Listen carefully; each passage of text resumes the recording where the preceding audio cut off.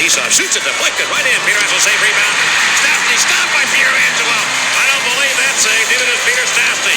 He can't believe the save that Pietrangelo just made on him as Frankie Sparkly. Now that maneuver there to stop and rob Peter Stastny. He should get 5 to 10 for that.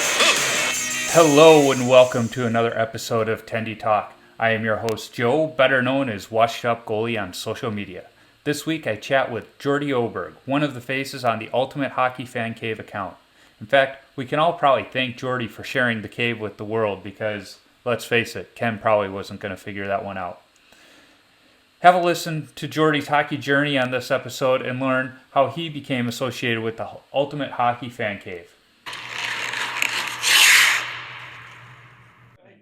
Jordi, hey, thanks for joining me. It's good to have you on. We've been working on getting you and eventually Ken on the podcast, so it's good to have you on. Thanks for having me on. It's always great to get to talk with other goalie lovers and other goalie friends and stuff. I mean, this all goalies understand that this is a community, and anything we can do to stick together, because I know some of the players and people who have never played goalie really don't understand us or the community. So if we get some awareness out there, then let's do it. Yeah, absolutely. And as you were signing on, I had my blade shades on. It's one of two pairs, and of course the two pairs I have are the two different goalie options. And you were asking me how I like them, and I love them. So I bought the original pair, what was it, almost 3 years ago now at the Let's Play Hockey Expo. I believe if I went through my photos, I got a picture of me, you, and Ken together as I had them on. Yeah. Once upon a time, and now, hey? Yeah, it's crazy. It was 3 years ago now. And then last year I bought the other pair because I loved the idea that it was the wood look goalie stick, and B, they were now polarized. So I said I need them. And I think my kids wore my original pair a time or two and got them scratched up a little bit. So it was a good excuse for new ones. So yeah, I think they're great.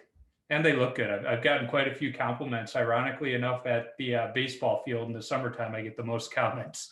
Oh, really? Wow, that's good to know. I know for Ken and I, both goalies, we just knew there when it came to the blade shades and the sunglasses that there just wasn't enough goalie accessories out there. There was maybe a keychain here or there, but there was nothing that really it would either scream too much goalie, like a goalie actually wasn't included in the conversation of that like apparel, or I don't know, just for me it was So yeah, when I first saw them, I was skeptical at how comfortable they would be, because whether they were the goalie sticks or the forward sticks, it was like, how comfortable are they going to be in hockey sticks? And then I put them on, and I'm not saying this because I'm on with you, but they're some of the most comfortable sunglasses I've had. Oh, thank you. Yeah, we spent a lot of time ensuring that first off, it was high quality. The lenses were clear, and we knew at first because it was, people hadn't seen it before, thought their first impression would be that it was a gimmick. And that was our biggest goal. That is, if we could get these on, like at the Let's Play Hockey, like try on a pair, like we stand by the quality, we stand by the design. And then we spent a lot of time making sure that they were comfortable behind the ears, because it's, we just put ourselves, like, we are the same audience that would buy them. We wanted them to be good quality sunglasses that didn't break the bank account. Hockey's expensive enough. Parents don't need to have their, teenage kids, breaking them or losing them and it being $250. And so we just kind of took all the things that we wanted in our product, and as just regular consumers and regular hockey fans, and that's what came with the blade shades. And then Ken and I we have to have good goalie stuff. Goalies need to get a good shout out here, and we need to be supportive of the goalie community. And I know we're not the same amount in numbers as compared to players, but it's still a big part of hockey, and we wanted to make sure that we represented the goalies well with the blade shades. Absolutely. And if it's not for goalies, you can't have a game. So we're like they say, we're the most important player on the team for many reasons. But yeah, even just to start, I remember when I first started, I got so concerned about like, oh, was I good enough, or this, and doing drop-ins. And then I realized after a while that players were just so happy to have a goalie, like, because the alternative, not having a goalie, was so game killing for them, and say like that morning's ruined because they couldn't get a good hockey game with two goalies.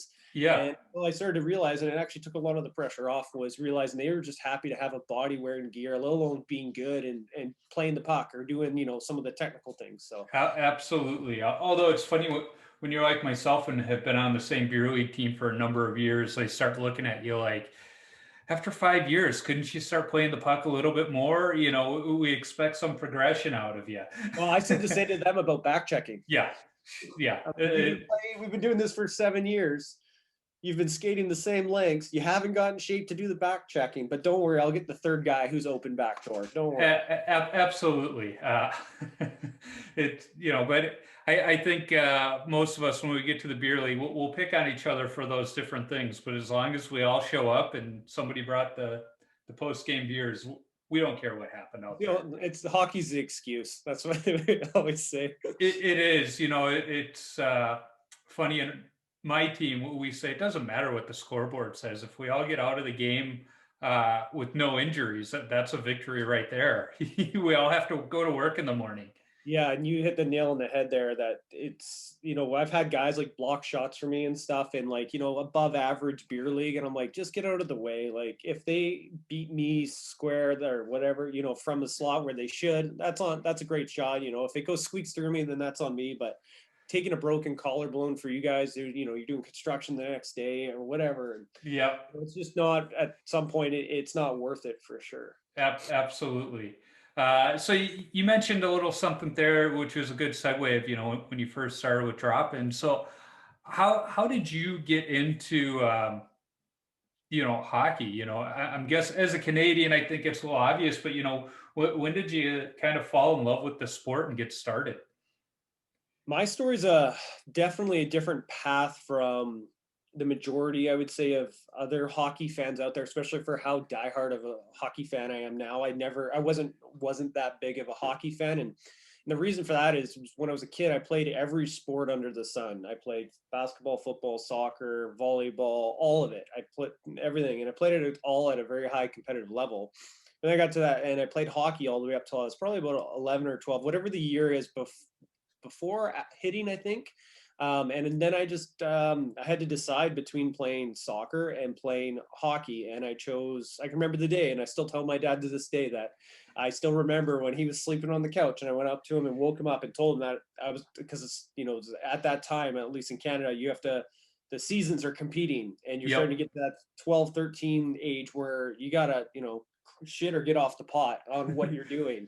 And so I chose soccer because it was cheaper for my parents. That was not because I loved it, not because but I was such a kind of all over the map that soccer was the one that my dad had coached me all the time. And, I had that with him. And so I grew up playing soccer and sports. And then 12, 13 kind of deviated away from hockey and went kind of into soccer. And long story long, I guess I made it all the way up into collegiate soccer and had a scholarship and ended up getting my post-secondary degree paid for by soccer. And then in 2011 won a national championship for the University of Victoria in Canada. So awesome. It's pretty cool to consider yourself part of one of the best teams in Canada for that year. And then I kind of right at that point, I started to get back into hockey. I always played in net, and my parents still tell the story about me hitting a little wiffle ball up against the fireplace,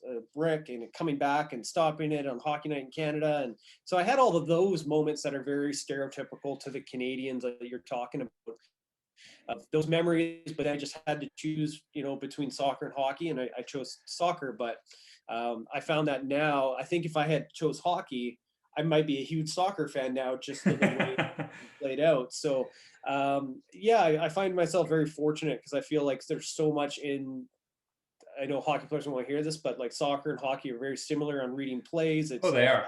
Obviously, but their strategy, I find they are, speaking that language, which is sport. And I feel like that all those little techniques and stuff that I learned on the soccer field has definitely helped as a goaltender. Yeah. So I picked up a set of used gear off of like Craigslist, and I learned right then, you don't buy cheap goalie gear, because I bought one. I went to my first drop-in, And second shot, I think it was, two guys come in and warm up 2-0, slide over. Guy does like a half slap. Right as I slid across, the clasp broke on the chest protector and it Oh. flopped open. And I took a half slapper straight to the rib, like third shot ever. And I'm like, oh man, like bruised. I got the tape out. I was bloody. It was bad. And I played the rest of the game, played it. And once again, that's one of the places I learned that like they didn't care that I was bloody and bruised Yeah. and stuff. They just wanted a goalie. So Did you start playing goalie then when you returned to hockey, or did you play at the younger ages too? no, I played up till about 12, and then I pressed Okay. pause 12 to about 26, 27. Yeah, so it was just getting the stuff back and getting back on the ice then at that age. And 100%. I just, started to fall back in love with it. And, I've always wanted to be, I played a goalie in road hockey, had goalie gear all the time in road hockey. It was just in my blood. Yep. I just needed to do it. And so after that, I realized, I lying with a bag of peas on my ribs, icing it, just like, you've either got to get good protection or don't do it at all. You Yep. can't be out there flinching. And I, from there on, it's been, doing the research and finding good protective gear that allowed me to move and play the position. But Yeah. that was my first, walking through the gates of hell. I guess your first, trial as a goalie is, are you able to get through that first, one timer straight to the ribs with Yeah. with coming back. So Yeah, and I've had this discussion with other goalies too, is you need those shots that leave those bruises to, I think, teach you a little, you have to have a little bit of a fear of that puck to play the position properly. And where some of these kids today don't have that fear, and it creates bad habits. yeah. And so for me, my stuff has always been like self-taught for kind of the, beer league I always talk about. And I saw you had Justin Goldman on, and he's a good buddy of mine. And I got to go to the Guild retreat and stuff. And I have always said, because I was just a beer leaguer who got, I actually ended up starting a team because I couldn't find a team. So I started guys at work. So then I had a spot to play, and we did that for about 6-7 years. And now I play in a bunch of teams. But talking with Justin Goldman and his books, I have said, like, and told him, your books were my only coach. And YouTube, that's like it for me to figure out how to, C cut or, butterfly slide, like even the basics. And Maria Mountain, like you had her on as well. So Yeah. There's these resources that for taking the route that I did, you played at a pretty high level. And so for me, I don't have much of a foundation. My actual foundation is just kind of overall general athletics from other sports. So it's been an interesting ride to try to teach myself how to play goaltender. Well, it's interesting you say that because, I've shared, I had a goalie coach in youth hockey simply because he was trying to get his business started as a goalie coach in the Chicagoland area. So he's told the association, if you guys can get ice, I'll do a weekly session with your goalies. I can make it. But that was it. High school, not much. College, we had a goalie coach, but he spent all of his time with the varsity team because he had two boys of his own that were playing youth hockey.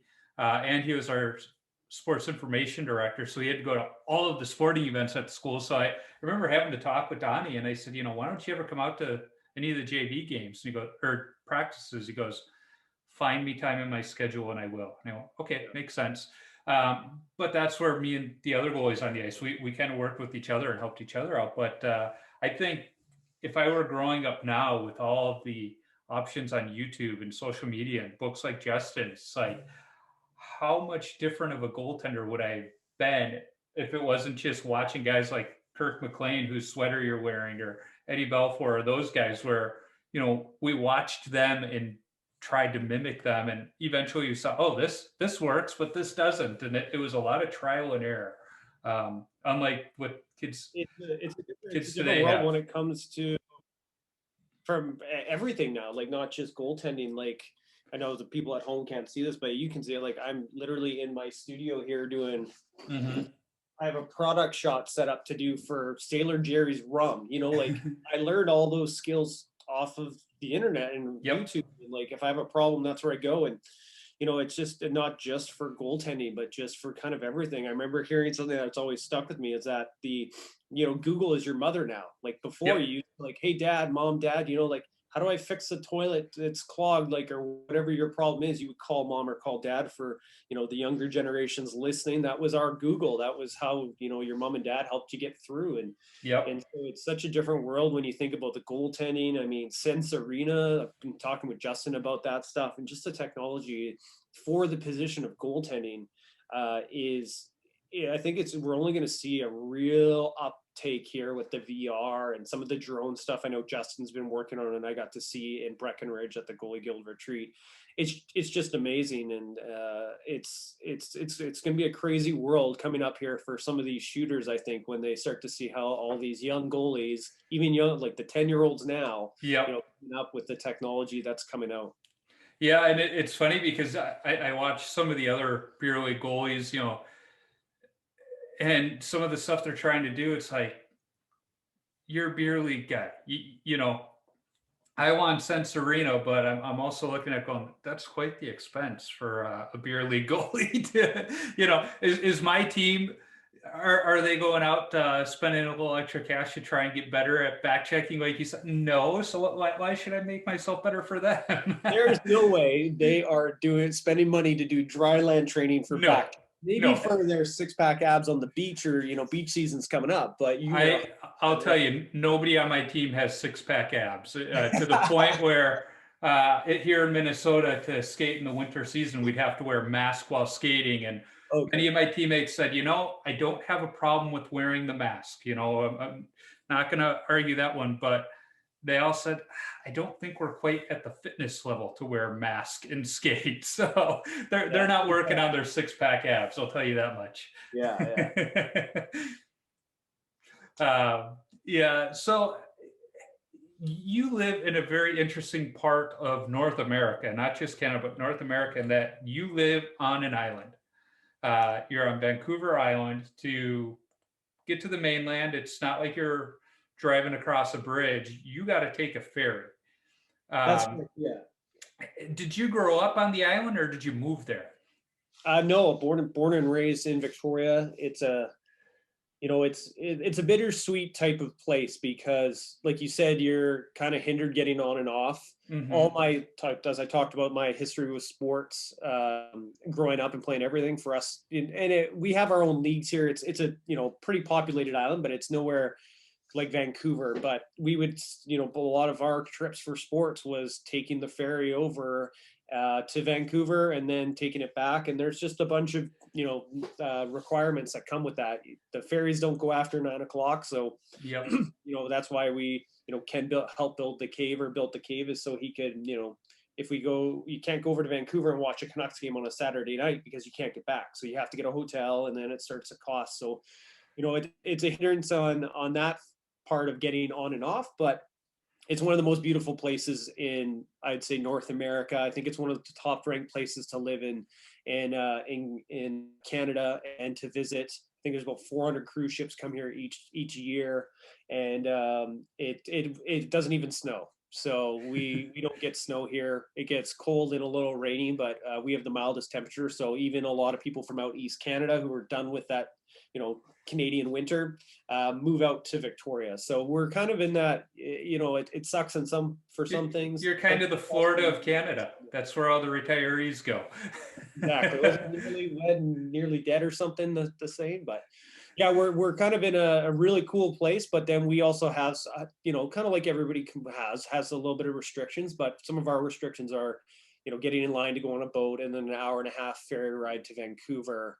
And then you got to make sure you don't miss the ferry back, because then you got to find a hotel and do that. So, but yeah, that give you an idea of what it's like here in Victoria. Yeah, I was wondering about that. And the ferry itself isn't, it's not free. So that's another expense too. That you have to factor in. It's not free. It is. We don't even get a discount. We don't, for living here. Like, I've been here 36 years, and there's no discount for Victorians or British Columbians or anybody. And it's a bit of a headache and a sore point for everybody, because it's like, well, we got to get off to do things, or like my dad taking me to a soccer tournament or wherever it may be. It's like, well, to get off the ferry, I think it's about just under $100 each way for a car and a person. And then you add about $20 per person. to drive on. So it'd be, Wow. yeah. So that was, Ken will probably talk about this when he gets on with you, but that was one reason Ken made the cave, because he got free tickets one time to go to the Chicago Canucks game in Vancouver, and it cost him like $1,000 to $1,500. So taking 4 people over, driving in Yep. the car, there's like over $200 easy, almost 300 probably after tax and gas, just to get on and off the island. So that's not even your game, that's not even your food, that's not even your hotel, because if you're going to see a night game, you can't get back. So it was just I think free tickets costed him about over $1,000, and that's what kind of led him to being like, this is ridiculous, we got to make a cooler place Yep.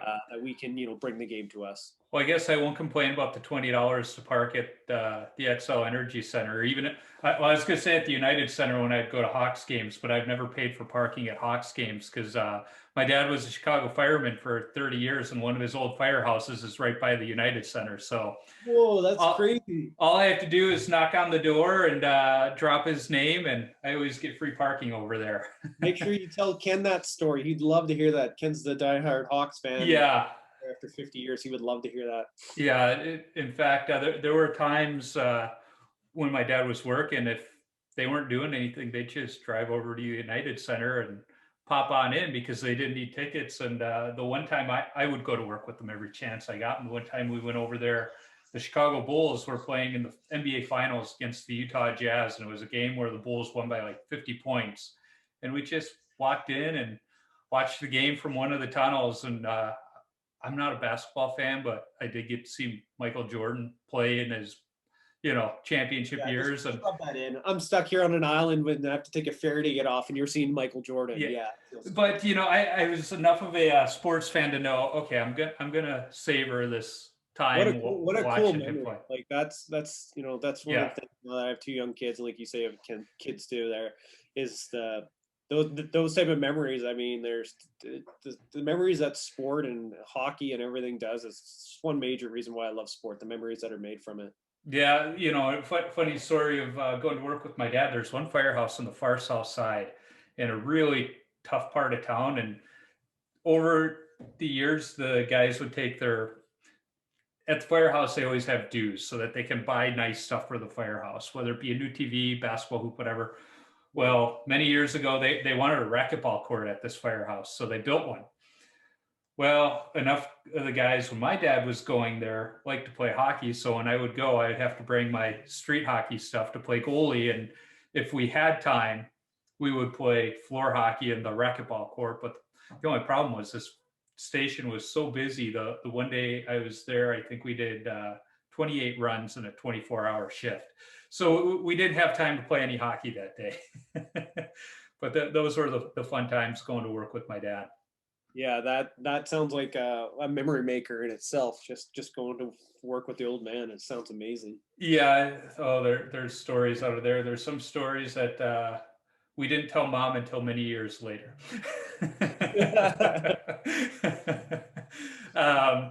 So you're living on this island, and this fella starts building a shed in his backyard. At the time, you lived pretty darn close. How did you find out about Ken and his cave? Yeah, I came up as Ken's neighbor. He was probably 3 years into building it. I kind of say I got up there about 90% done, which is perfect timing for me. I don't have to do any of the hard work. Yeah.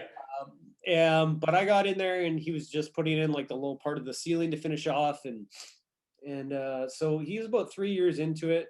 And my landlord's kid invited me to go play, at that time, road hockey up with the neighbors. And that was Ken and his son Landon. Yeah. And so I get up there, and, we play a few times, and then, Ken said, let's show you something. And then I remember my buddy Sam, my landlord's kid, said, he's got a pretty cool man cave, fan cave. And I was like, like everybody thinks it's going to be, a cool basement suite with like a big screen TV and a frame jersey, kind of stuff that I've got in this office pretty much right now. And I walk in, and I remember stopping, or I took a step back, because there was such a juxtaposition between what I actually had pictured in my head to what was standing in front of me. Like I said, a basement suite, and there's this actual full-blown building built from the ground up. I found out they built it for their hockey passion, and I'm not mechanical or can't really build things with my hands. I'm super good digital videos and photos, but I can't, I can do it. I just have never really done it. But Yep. I just have such a respect for people that can, knowing that they put in like, the walls and they put in the floor, and then on top of that, they collected or they built 100+ hockey stick creations. So hockey stick canes, the floor has 1,700 hockey sticks in it. They put in 8 TVs, there's 2 bars, and it just has some of the most cool stuff. And the thing that really, it wowed me, but the thing that kept me coming back was 2 things. The place is meant for anything hockey. It's not just the Blackhawks cave. It's not a Penguins cave or Canucks. It's for anything. So I automatically felt welcome, and I didn't feel like I didn't feel uncomfortable because I'm a Pens fan, but then like, oh, this is just all Blackhawks stuff. And, it kind of leaves a bad taste in your mouth, but you don't really want to come back to seeing a whole bunch of Hawks things. I do. Yeah. And so for me, it was the fact that you celebrated everything for the sport. You've got women's stuff, you got stuff from the UK. It's not just NHL. We have, obviously it's a good amount of it, but and then just the second thing that kept me coming back to it and eventually wanting to see if Ken wanted to work together was everything had a story. Everything, it wasn't just thrown on the credit card. It was picked on weekends by him and his father-in-law and his family. It wasn't, and same with all the creations. He found it on the side of the road, and then he recycled it with this, and this. And it's, for me, that's super impressive, because I can't do any of that. So, for them to do it, and in my eyes, I'm like, wow, that's a lot of time, that's a lot of effort. And, they really love that process of making something really cool. And so I just kind of, love people who are passionate about it. And I think the passion is super infectious. And I think that's when I saw this, I'm like, we got to put this online. I've seen people online making stick figures from eating, food, online. Yep. Like, how can this place not, I think when we started, we wanted to get sauce kits was one of our first thing. I'm like, maybe we'll get free product. And so now after, some of the things I can't believe we've got to do, Boston Gardens and, the Let's Play Hockey Expo and Yep. The NHL Awards and All-Star Game just as 2 idiots in a fan cave. It's pretty special. So that it was Ken's place is pretty special, and we always try to make sure people can come and visit whenever possible. So I followed you long enough to know your background is in marketing, digital marketing, just like myself. So I can only imagine when you walked in, the gears obviously started going, and you're like, holy buckets. People need to see this. When you approached Ken with that, I can tell Ken's personality, like social media is just not his thing. He's like, well, you're speaking Greek to me. What was his reaction of, we need to let people know about this and get it out there? I said to him, Ken, you've got to put this on the internet. And he turns to me and goes, what's the internet? No, I'm kidding. We always make that joke, but essentially I said to Ken, like you've got to put this online. I'm like, this place is so crazy. You've built all this stuff. It wasn't on a credit card on the weekend. It was built off of a labor of love. And so, we did the right things. We got cameras and we alarm systems and we protected it. We got the locks and all that stuff to protect it because it is one of a kind, and a lot of stuff in there is one of a really nice stuff. So yeah, that was kind of the first thing. And then he said, okay, let's go with it. And it's funny enough, like I actually wasn't in marketing at all at that time. I was actually still working for the province of British Columbia, writing legislation and policy for natural gas projects. So I actually learned all the skills by working with Ken to like, oh, we need a website for the cave. Okay. So I learned that. And then it's like, oh, well, we should probably get on Twitter and Instagram, and learned all that. And like my wife, she's like, you should put this on Instagram, because we were just at the Twitter at that time. And she's like, should do Instagram. And so I just kind of had to learn as things came on, whether we wanted to do things, videos or product photos or, whatever. It had to be done by somebody, and that was my realm and not Ken's. Ken wouldn't be able to do any of this stuff, but super supportive on all of the digital things. And then people started to see the success the cave was having, especially in Victoria. And then a few companies started asking for me to work with them and help. And I got up and quit my government job and started my own media business pretty much right when my daughter was born, so I could have that flexibility, do kind of what I was doing for the cave, but now for companies, and it's going on to year 3 now. So it's been it's been great.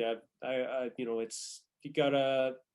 I really like working for myself. I really like that kind of time, but you gotta. I always tell people, everyone's like, oh, when you're working for yourself, you've got to like work so hard and do this, this, this. But for me, I'm like, you got to have the skill to know when to turn it off too. Yeah. And that's still something I've got to get better at. But well, and I think the people that find a way to work for themselves, for the most part, really enjoy what they do. So they don't view it as much as work as people that go to their 9 to 5 day job. So 100%. Even though they might put in 60 hours instead of a 40-hour week, it doesn't feel like it. They enjoy it. Your Ken's neighbor, you find the cave because you played some road hockey with them. It almost sounds like you saw it and just kept coming around.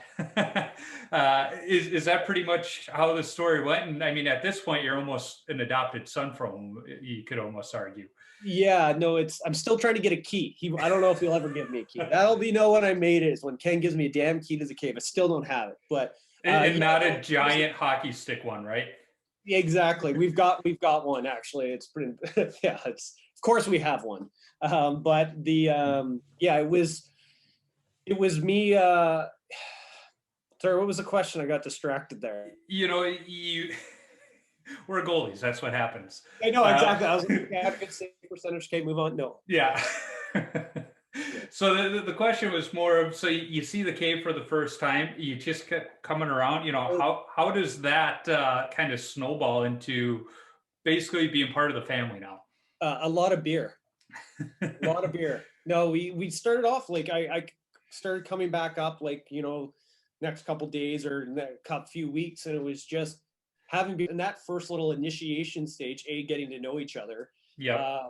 But for me, I got to hear all these stories about this place, this was given by someone, or this was a friend who donated, and that's where fell in love with the places, because it was just built on cool hockey stories and real stuff, not just paid or bought, or I paid to meet this person and this is that photo. It's like, no, like this was donated by a friend and they came and built it, and then Ken put all their names on the cup and all these crazy stories. So it was over a bit of time and drinking, just having beer across from the 12-foot bar and watching hockey and talking hockey, and getting defending my team and attacking his team and vice versa, as usually happens with guys and beers. And but that's I just said, we just got to start. I mean, just try it, see what happens. I'm like, we still to this day, as long as we are having fun, we'll just keep going.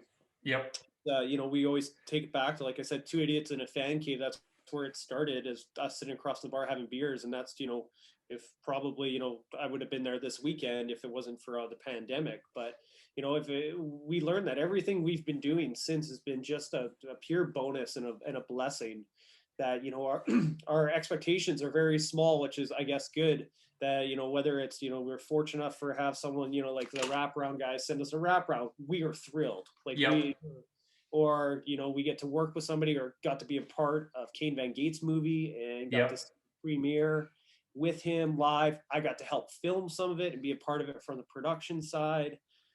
It's just, we're just so grateful for all of it. We don't take it for granted, and we just want to still just always be those guys with a fan cave that you could roll by and have a beer with us and watch some hockey. When you first started going around the cave, at what point was your wife like, what exactly is going on here? Why are you spending so much time over there? What were her thoughts? Oh, she's always been super supportive of it. So, and she, I think at first, and she got, come up and met everybody and knows everybody. So it's great on that front, but I think she started to see, and my wife knows me really well, that, when I get passionate, or, if I can focus, if that focus is on something, like kind of, get out of the way and support, because it's, hopefully magical things are going to happen with it. And right. I've been nothing but fortunate to have her support on it, and, being, go up there, do this, and then, try to make everything work. And, we spent a lot of time I've spent a lot of time up there, but getting to actually now it be like a business and trying to do stuff, I've really found, wanting to work and create hockey, content. This is really kind of like the calling, and if she wasn't so supportive at the beginning, this new business, me being flexible, working from home, wouldn't have probably come to where it is and been going as well as it has. So I have a lot of credit due to her, and just like Ken would say, Tina, his wife, gives. It was actually her idea to build the cave, so I'll let him tell that story. But Yeah, I saw that on the we're fortunate Netflix to have special. some amazing women in our life supporting us doing this crazy hockey thing that we're doing. Yeah, absolutely. Well, this podcast, it was at the urging of my wife, so I'm right there with you. Yeah, And fantastic.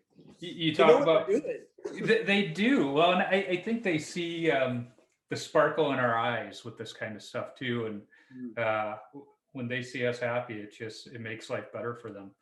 Yeah, and I like the, for it too is, when I get to my wife, with her passions, gets that sparkle in her eye. It's the same thing about, Yep. like, go do it, I'll take care of this. And, that's where the balance and working together really benefits. So, Absolutely. I've been very fortunate. Sounds like you have been too.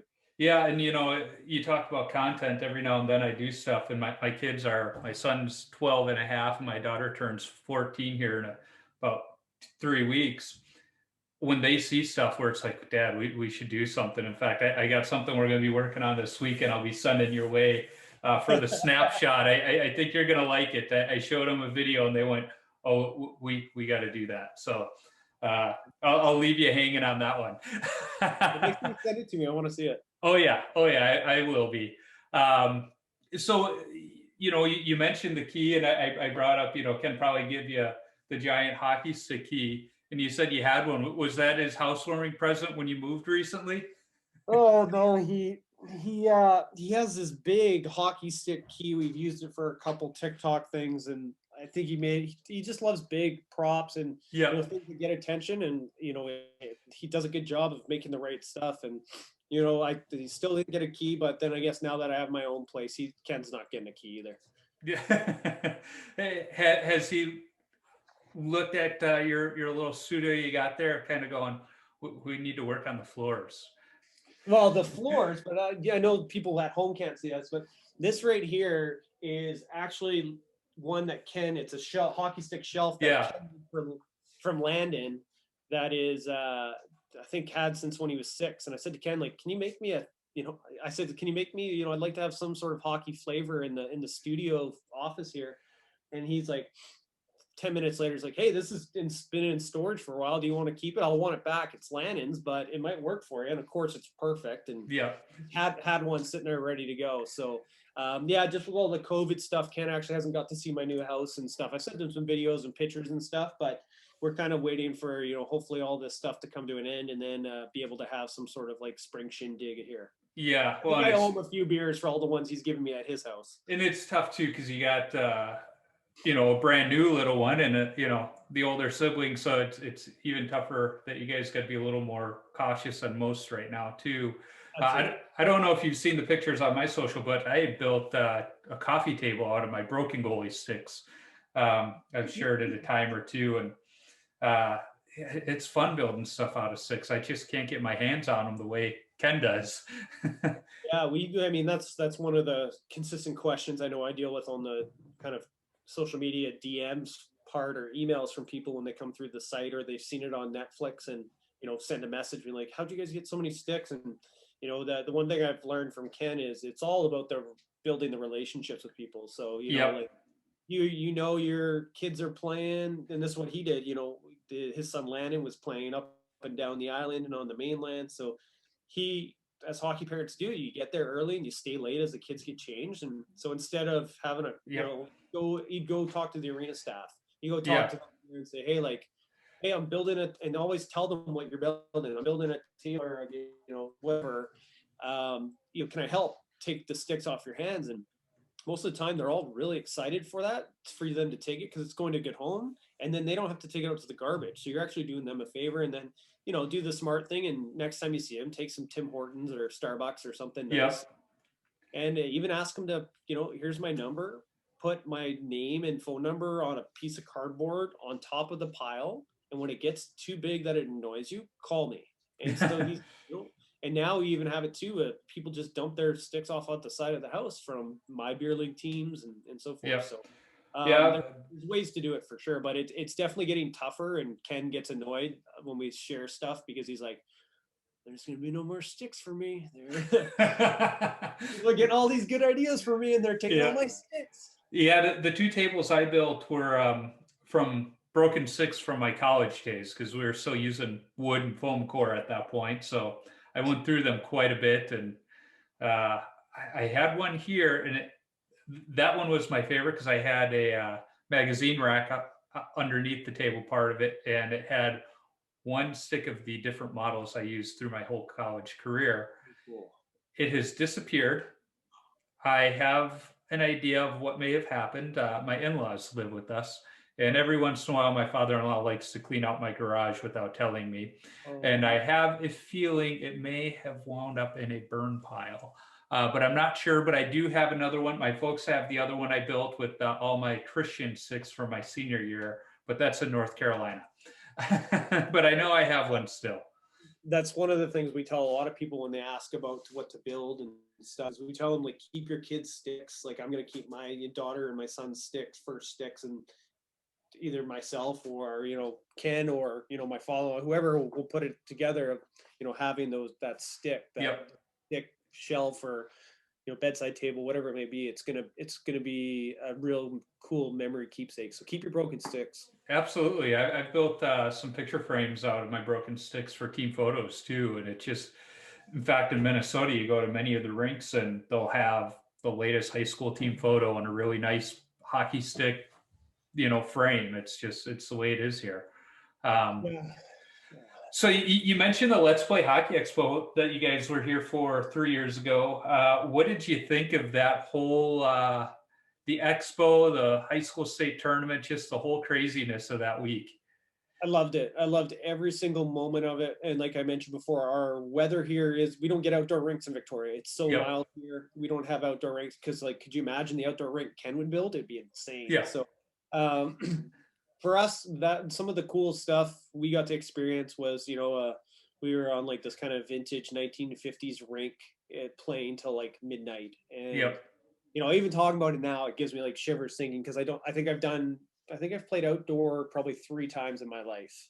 So that's, it sucks. It's long and short, as a hockey fan, it sucks. But the whole atmosphere, the city, I loved Minnesota. Everyone was so nice. And the event was fantastic. And getting to meet people, of like, someone would talk to me and I'd be like, okay. And then it would be, oh, I'm this. And they'd say their username. I'm like, oh, Lexi Bennett. And I'm like, yeah, hey, now I know who it is. And so it's just kind of really cool to get to connect. And, it sucks sometimes definitely being so far away and kind of, out in the middle of nowhere for hockey compared to the rest of the world. But, we feel, like I said, we have some benefits for Victoria too, it being so beautiful and mild. Absolutely. And I remember seeing video, a bunch of the folks that exhibited at the expo that year. And I think you guys were part of it, went and played hockey at one of the rinks, at one of the closest rinks to my house. And I was, I'm trying to remember who I was talking to, but they forgot to call me because they're like, oh, we could have used you in net. And it's like, dude, that's like 5 minutes from my house. I would have been there, no problem. Yeah, we did the hockey influencer. Yeah.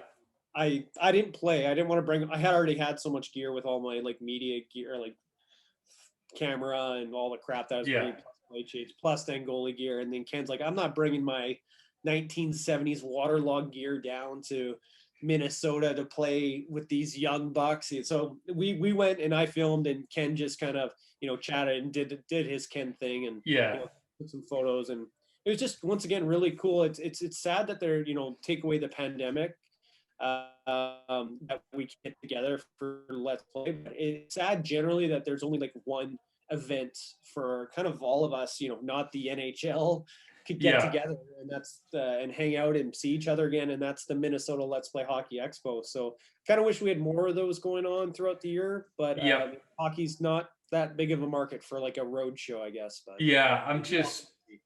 I'm just grateful that that's in my own backyard. And I mean, as you saw here that week, you wouldn't know that school's in session. It's kind of an unofficial school holiday, especially if your team is in the tournament, which the last 2 years my kid's school has been in the tournament and won it last year at the Class A level. But it's just, you're not going to be in school today? Yep, they're not feeling good. Yeah, okay. It's an excused absence. Go have some fun. Those are the moments like now, like especially with the pandemic, is you miss that energy, of crowds and people. Mhm. And, I'd never felt anything like that before, being around the XL Energy Center and just being outside and just in the city. It just had such a buzz and energy. It was fantastic. And so far, one of the major highlights of kind of mine and Ken's adventure of, showcasing and sharing the cave online. Yeah, and it was funny because the Let's Play Hockey Expo last year, that weekend was like one of the last weekends before our state shut down. Remember, me and Gus, we went on Friday. I bought my pair of glasses from Ken. I was paying with cards, so he couldn't help me. He had to turn to the other guy, 10 in the booth. He's like, what do I do here? And then we got in the car and we took kids to the Wisconsin Dells for the weekend to the water parks. And it was no sooner did we get home that pretty much state started shutting down. I had one more hockey game at the rink you guys were at. I was playing in a league of a bunch of current and former 3M employees. And we're sitting there at the bar connected to the rink afterwards because it was 2-for-1. And we're watching it was the Hawks San Jose game. And, the NBA had already announced they were shutting down. And so we're like, well, you know what, let's order another round because this might be our last game for a while. And sure enough, it was. That season ended for us too. So sad. Yeah, although we did come back for a while. Wisconsin, as you know, from being here is only about a 30-minute drive, and they were open all summer. So I was crossing the border to get some hockey in over the summer. Yeah, some bootleg hockey in.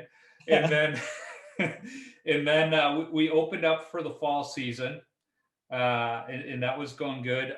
I unfortunately hurt my back, so I went down early October, and then they shut down again right around Thanksgiving, I think it was, and we just came back last week. I think rinks opened back up again, so a lot more backyard rinks this year as I drive around than I've ever seen. In our little neighborhood alone, there's 10 rinks. Yeah, last year there were 2. That's what's so killer for us is if the rinks aren't open, like the municipal rinks, not happening. Yeah, which ironically, the municipal outdoor rinks, I haven't really heard of them opening. It's just all the backyard ones because a lot of our municipalities have outdoor rinks that they maintain for us. And, so jealous. Yeah, it hurts me. It hurts me thinking about it. Quite a few of those municipal rinks have Zambonis, and I know of a few backyard rinks that have their own Zambonis. So I just picture the backyard rink Ken would build if we had that consistently. It would be absolutely insane. Yeah, so I know you got a little one taking a nap, so I'm going to try and wrap things up. I don't know how many episodes you've listened to, but I try and close them all out with the list of rapid fire questions. All right. So first question, craziest coaching moment you've encountered in your playing days? And this could be other sports too, since you played so many of them, where a coach just kind of loses it. I had a soccer coach in university who was hilarious. When it wasn't towards you, it was hilarious. That's the best way to put it. So like he would have the funniest delivery, be so aggressive. If it's not to you, you're laughing and the people are laughing. He was just the way he was. But then, yeah, if it was on you, if targeted towards you, no, not good. Being a soccer player, have you seen the video where it starts out, it's the soccer coach that gets hit in the head with a paper airplane, and he goes down as if he got shot by somebody in the Dallas Books Depository. It's just flailing. And then there's they go to the video of, Barry Trotz when he gets hit in the head with a puck and he just smiles. Fortunately, being from my experience on both sides of it, it's, my biggest thing is that, I love hockey for how the code itself governs itself, how the sport governs itself. Where with soccer, I found it, and football is that the players get to kind of govern it, and that's what you see with the diving is the governing Yep. influencing the referee for that, and it's just unfortunately it's a part of the game, like you always say, game within a game, and it is even at that level. And if you haven't been on the inside of it, it's kind of hard to understand, but there's definitely strategies for it. And yeah, it's an unfortunate part of it, because I think it would be better with it out. I wish one of these soccer leagues would at least have a postseason award for acting. Um, at least acknowledge it in a good humored way of, what, this was the best one there. Yeah, I So think it'll stay like that until something happens with the reffing on. I don't know if they'll ever make reffing an automatic, something by tech, but it'll always be there while players have that control. yep. So what is your favorite all-time goalie mask? Kirk McLean, absolutely. Yeah, that's a great one. I loved how simple it was, and the fact that he kept it pretty. Toward the end there, he added a little bit to it, but he still kept that look. Yeah, he was the reason I got into goaltending. He was why I have the jersey on now. I thought it'd be a nice one here. Yeah. My wife got this for me as a surprise birthday gift, and it's been one of my favorite jerseys. I'm not even a Canucks fan, but I'm a Kirk McLean fan. Yeah. But yeah, that one for me is, when I think about like iconic for me, it's the Kirk McLean one. In that Canucks jersey, I wish they would just go back to it. That's the best one they've had. It's just, yeah. As a Blackhawks fan, I have feelings against the Canucks from that rivalry they had going for a while, but that look, I love it. It's just so well. That logo is just awesome. So what's your favorite rink that you've had the opportunity to skate at? Oh, I haven't got to skate at anything fun. So I would have like any like NHL ones, but my favorite one is definitely the one we did in Minnesota, the 1950s one. I can't remember the name of the location of it, but it was it had wood boards. It was all chunked out. It was, if I was going to be shooting a hockey movie, hopefully one day I will be, that is like kind of the Field of Dreams rink, but for hockey. Yeah, no, that makes sense. And I remember seeing that video, and I believe that was just one of the neighborhood rinks too, if I'm not mistaken. What's your favorite goalie stick you've ever used? Favorite goalie stick?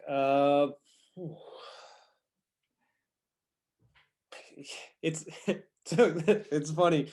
It's the Bauer 2S. Okay. But the funny part about it is Ken got the reason I got it is because Ken got a big pile of sticks from probably one of the WHL teams, the Royals in Victoria, or some other team. Obviously someone who was not paying for their sticks. And got this big pile of broken sticks. And Ken always checks through, but he found a full-blown Bauer 2S that had like a hairline crack, just barely, like we couldn't even find it. So I'm like flexing and doing it. And Ken and Landon are with goalies, they're southpaws, they're right-handed. I'm the only lefty. So anything that comes in with the left-handed curve is for me. So I was like, yeah, he's like, oh, I'll just put a little epoxy or glue on there. And I got a like $350 brand new stick. And I went on to, and not only because it was like top of the line, and I don't use top of the line for the sticks, as it was the lightest, it responded great, and it lasted me 2 full seasons in beer league, and we won 2 championships back to back. So I'd have to say that Bauer 2S that Ken found in a broken pile, it's a free $350 stick, is probably my favorite one. It's funny you mentioned, finding sticks. I got an old Easton Synergy behind me that I use when I skate out on the pond, and my dad used to teach auto extrication, and they would get these cars from the junkyard, and he would always check the trunk just to see what's in them.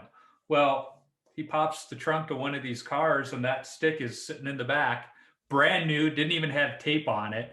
And he's like, do you want me to bring it up when I come next time? It's like, yeah, because I was coaching high school hockey at the time, and I had an old aluminum shaft that I found in my in-laws' barn.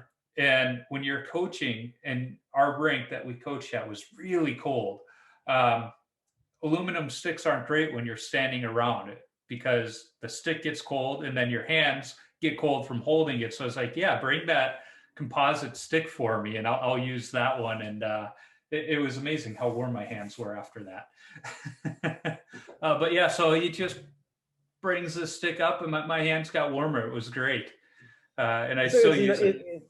I mean, I really am, you know, I guess it's probably just showing getting older, but like I just crave those like old Eastern, like the Synergy, like kind of the old kind of classics now. You know, you see the Hyper Flylights or you see all these new ones and it's like, so not futuristic in the look, but for me, it's just, I don't know, I just, the design, I kind of like the classic 90s style of stuff, but that's probably just because that's when I grew up and Yeah. Well, my daughter doesn't play hockey, but she skates on the backyard rink and she needed a new stick. And so I went to the pro shop and I bought her a Sherwood wooden featherlight. And she's like, this is great. I was like, yeah, because it was $20. But this is how everybody used to play. Yeah. And my son can't believe that like pro hockey players used to use sticks like that. He's like, they're so heavy. Now it's like 7 grams or something. It's yeah. So the next question is, what's your favorite youth hockey memory? Favorite youth hockey memory. It's, you know, my biggest ones is is the road hockey. I would say that when I think about it, just playing hours upon hours with friends. I remember one time you know, it must have been like 7 or 8. Me and a buddy were playing on an empty net 1-on-1, and I was way out of the side of the net. And he was kind of straight on, and I just chucked my stick, like literally like Indiana Jones with the whip, just, and it goes across, and he fires it, and I saved it somehow. It was just like we both keeled over laughing. So a lot of things that stick in my head are kind of, you know, not so much the competitive ones for, I guess, hockey. I mean, soccer's probably a different answer, but for me, the hockey ones it's just always been such a blast and a love and so much fun. So even just those memories, when I think back to real ones that stick out, it would have to be something like that. Yeah, no, I'm with you. And I've tried imparting on my nephews who played the game that, you know, don't worry about whether you make the A team or the B team, because that's not what you remember. You don't remember the final score of games. You're going to remember the practices and the locker room time. That's what's important. Yeah, and definitely too, if, you know, for anyone listening that's, you know, trying to, you know, make it, or, you know, making it through to school or getting a scholarship and stuff, is, you know, something you have to consciously, you know, I wish someone had told me going through my experience with soccer, is that, you know, when you get to that level where all of a sudden it's, you know, people have big asks of you, whether you're getting paid, whether you're, you know, getting a scholarship or you're getting your school for free, is essentially, you know, it does become a job. And so you kind of have to really be, you know, prepared for that transition from going like, oh, this is an option, to now a requirement. And if, you know, like my love was never soccer. I played it because I was good at it. My friends played it, and then it just snowballed after that. So for me, I was never watching the, you know, Saturday games of the, you know, Premier League and following all the players. I was generally doing that with like hockey and other sports. So, but it was my job. And so that was my job during school and helped me get my university degree. And so just be aware of that going in for hockey, is, you know, it might turn into a job and you may not want it to turn into a job, and that's okay too. Well, and even seeing some of the stuff that like 10-year-olds are going through right now, it's like they've already turned it that way. They're not letting them be kids. And I forget who I was talking to. I think it may have been Justin Goldman, when we were talking about, you know, how rinks were shut down for the summer and kids got to actually be kids for the summer, and what parents might do when they see, oh, if my kid doesn't skate for the summer, they can come back and still be good. Maybe we don't need to skate year round. So he was kind of looking at it going, you know, maybe there is a little bit of a silver lining in the youth sports side of this pandemic, of that parents step back and go, that we don't need to do this 24/7. Well, and two, I think there's, I touched on it a bit earlier, but I think there's lots of, I think, I can't remember if it was Gordie Howe or Bobby Orr, or not Gordie Howe, Bobby Orr, who said it, you know, or maybe it was Gretzky, about playing other sports and, you know, learning things like muscle memory. Like I know guys, when, you know, quick kick saves going back post, like I can do because I've played soccer and have that own muscle memory from playing a different sport. So, Yep. I'm a big believer in, kind of being versatile. And like I said, there's that common language that goes across all sport, and that is sport itself. And there's lots of things that commonalities in reading plays in football, and leading somebody in a pass for soccer is all the same as leading a two-line pass for a breakaway with in hockey. So I think there's some value there, and we'll see what happens with the kids in the summer. Yeah, it'll be interesting. But it has been fun to see some of the kids I know actually like revert back to being a kid again and have time. It's been fun to see that happen. So what's the best chirp you've heard on the ice or in the locker room or in the cave? I mean, there's probably a few. I probably, I was a big chirper. The biggest ones for me that is just pure sarcasm. I love it because like they couldn't give you a foul for being sarcastic. So I always, with refs and stuff, always did sarcasm. But the best chirp, oh God, that's a good question. I mean, most of them I don't are pretty graphic or intense that I probably shouldn't run up here. So that's why I'm running through them. Yeah, no, I hear you. I've heard a few of those in my day too. The best chirp, honestly, is just like I always think of Kobe is like it's just dominating. That is the best chirp. It's just dominating the game. You can chirp back and forth, but like in the end, all like he was the GOAT and the greatest, and he would just put people to shame who talked. And it's for me, I would say like dominating is the best chirp. Yep. No one there's no rebuttal to it, and that's the whole part of chirping is you want to chirp it so well that no one has anything to come back at you with, and that's just dominating them, that they just put their tail between their legs and go home. On that one, I think of, when we make that just impossible glove save, and I always like to just look at the glove and then take my time and just drop the puck on the ice. That for refs I don't like. Yeah. I always try to. That's the thing, but it's. I always try to give the ref the puck, but it's always fun to kind of just sit there and look at it, and then you look back at the player and just drop it for them. Yeah. For standing in the crease, and as probably with beer leagues, of standing just there, no one's monitoring your crease. Yep. I just kind of get to that point where the first one is usually the little tap to the cup, if they have a cup, and then that's your warning sign, and then the next one is a good shot that lets you know that I'm there, and you're. I have some neck issues from being, especially in beer league, being driven into, and guys crashing the net coming from the side and getting the side of the neck, and all that. I was at the chiropractor today because of that stuff. So, I know I need to protect myself and set us where it is. So, I try to give them a little tap and chirp just to let them know that I'm there. And then usually it does pretty good because, most of the time I'd say beer leaguers are pretty good with not wanting to cause too much harm. Yeah, and the fact that you're talking beer league brings up the next question. What's the worst post-game beer you've had? Anything warm.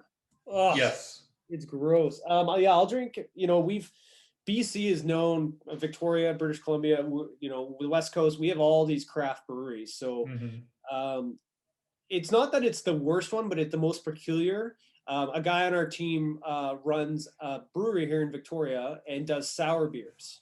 Yeah, sour beers. That's a tough sell for my stomach after, but you know what? I also will have it if there's nothing else. But if it's fine. So I can take like a tasting glass of a sour beer, but I can't drink a full pint of one. There's just 100%. Yeah, it's like almost feel like passing it around like a water bottle. Yeah. No, that's sour beers for me aren't something I order. I was visiting my folks just before Christmas out in North Carolina, and one of their friends is into beer like myself, and he had Warhead beer. So like the Warhead candies are super sour. They turned it into a beer, and I was like, this is horrible. Why did you do, like, I looked at him, I was like, why, Dusty? Why did you give this to me? You know I like good beer. You have all of this other stuff sitting there, and that's what you gave me. I am now like salivating just from talking about beer. Like I just want like a really good beer now, and maybe some sour candies to go along with it. Yeah. That's Well, I know I at least have a few good beers out in the garage. it. One nice thing about living in Minnesota this time of year, our garage turns into our beverage cooler. Oh, well, that's perfect. You got a Yeah. great point. Yeah. So when you tape your stick, do you go heel to toe or toe to heel? Oh God, guys make fun of me for uh my tape job. I usually go heel to toe. Okay. I mean, it's not consistent. Like I don't do it enough to really have like a routine. Yep. Playing twice a week, maybe, you don't go through it too much. And I'm not too particular on it. For me, a big part of it is just kind of the protection of it. I just want Yeah. to have it covered and doing it. But now saying that, I've actually gotten more into it. So I think now it's just more getting used to doing it more frequently. Whereas before I was like, yeah, it's fine, it's fine. Now it's like, I don't know, I'm getting older or something. I'm like, I don't know, that line is not in the right way. I see. I've gone the opposite way because when I was in college and we got free tape, I would retape my stick Yeah. before every game, um, if not more. And it was like you had to have the right spacing between each one, and it was very much a system. But 20 years later, I'm just like, let's get this thing taped up so I can go out and skate. Yeah. And then you're paying for the tape too. So you're like, oh, Yeah. I'll redo this. It's like, oh, tape's Yeah. not that. Although I did just get a package in the mail this week from Carter Hockey Tape. They're a group out of North Carolina. It's veteran owned, and they share their proceeds with veteran hockey teams. So, That's fantastic. of course, I had to take the tape off my stick and retape it and paid attention to it so that I could share the pictures. Yeah, like to your point, I'm definitely paying more attention to doing it than what I did in the past. Like I said, I used to get made fun of because it would be like, and then that's fine, and it'd be clunky, and yeah. So Yeah. probably give people who like things a certain way some anxiety, but it's I think I generally go heel to toe. Yep. Fantastic. So when you skate, what's your favorite number to wear, and why? I'm 29. 29. I'm a big Fleury fan. One of the main reasons I started getting into the Penguins during my lull there of not playing, fell in love with Flower, and I play kind of exactly like him, like pretty trying to be as traditional and technical as I can. But then there's times you just throw the book and try to make a save, and I love his demeanor and how he acts as like a person, and ambassador, and smiling and a good time. And that's what I try to think about when how I'm going to present myself, even if it's a beer league game. Is kind of doing how Flower does. So he's a big influence on me. He's kind of in the same book as Roberto Luongo to me in that I didn't like them early on in their career. But as I got to see more of their personality, I just look at the two of them and I'm like, how can you not like either of these guys? As long as they're not playing against your team, you got to like them. They have personality that is good for the game. Yeah, 100%. And it's, just seeing him, like as everything getting older, and seeing how, the challenges too. I mean, like the guy has done, starter to then the whole Matt Murray thing, then to Vegas, like that. So many people would not have been able to put up with that. Yeah, and he's handled it so well. Even when his agent came out with that picture of him with the sword in the back, and he was just like, "No, that wasn't." He handled it very well. Yeah. So and that's what you want from someone like Vegas has a really good chance of winning the cup this year. Yep. Look at their goaltending. I mean, we look at your Hawks and their goaltending versus what Vegas has. It's crazy different. Such a crazy different way goaltending is handled now versus back in the day in the 90s, where it was like you had a starter. You had Ed Belfour. Yep. That's who you have. That is your goal. Fear. You have good backups, but like now it's like within 3 games of each other, if they're not playing well, you don't know who the starter is and all this media thing. Well, when Grant Fuhr was in St. Louis, he played 74 out of the 82 games that one season. That's unheard of today. Yeah. So last question. What advice do you have for young goaltenders? My thing is handle the mental game first. Start there first. Other than second, getting a good helmet, maybe get a good helmet first would be my first one. Spend good money on that over the custom pads. I did it the opposite way, and I got tinnitus in my ear from ringing. Get a good helmet would probably be the first one that a lot of, I think, young people overlook because it's not that like hottest or fanciest thing. Yeah. But then I would say, handle the mental game. And Justin Goldman, the Goalie Guild, his books are fantastic. There's so much value in there, not just for goalies. The value in there is just life skills. I used a lot of that stuff to learn a bunch about myself, and I'd highly recommend anybody out there, looking at it, because it's a lot about looking inwards and learning and breathing and dealing with adversity. So Yeah, I'm excited to get my hands on his new book that he's got out too. me too, yeah. So I would say that would be my number one, is handle between the ears, and the rest will follow. Spend more time on that stuff than you think it, because as you get older, and you're probably going to spend more time out of this game than you will in, if you're trying to be a professional. Even professionals play for 25 some odd years. You're going to probably have more of your life outside of hockey than you will in it. So prepare yourself for tools that will help you succeed in that, just as well as hockey. Yep, absolutely. So before we leave, I chuckle asking this question because if they're not already following you, I question their hockey fandom. Where can folks find you on social media?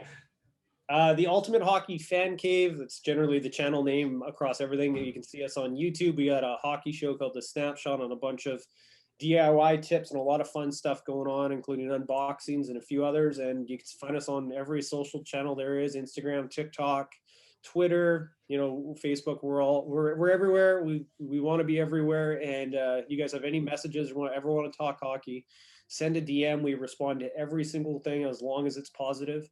And we want to be in the hockey world as much as we can. Absolutely. Well, Jordi, I appreciate you taking time, especially with the two little ones running around. Well, not necessarily running around. They're supposed to be napping right now. But I appreciate it. As a parent myself, I know it's not always easy to find some time to do something like this. So thank you. Hey, thanks so much for having me. This is great. And let me know if you ever want to talk hockey again. I'd love to be another guest. Absolutely. And if you make it back for the Let's Play Hockey Expo, we'll get Ken to buy us some beers. Absolutely. Thanks so much. Yes. Well, thank you. I'm going to do some editing, and I'll get this episode out on Tuesday. The one question I have for you is, do you have any good photos of you and Net? And they could be from when you were younger. I'll find some. Send one over, and I'll use that in the promotion of it. And okay, that sounds good. We'll share our stuff as well. Awesome. I appreciate it. Well, you have a good rest of your night. And again, thank you. It's been a great talk. Yeah, I tried to keep it as much on hockey and not so much on the fan cave, because I'm sure you talk about that all the time. Either's good. Yes. Well, you have a good one. All right. Bye. Yeah.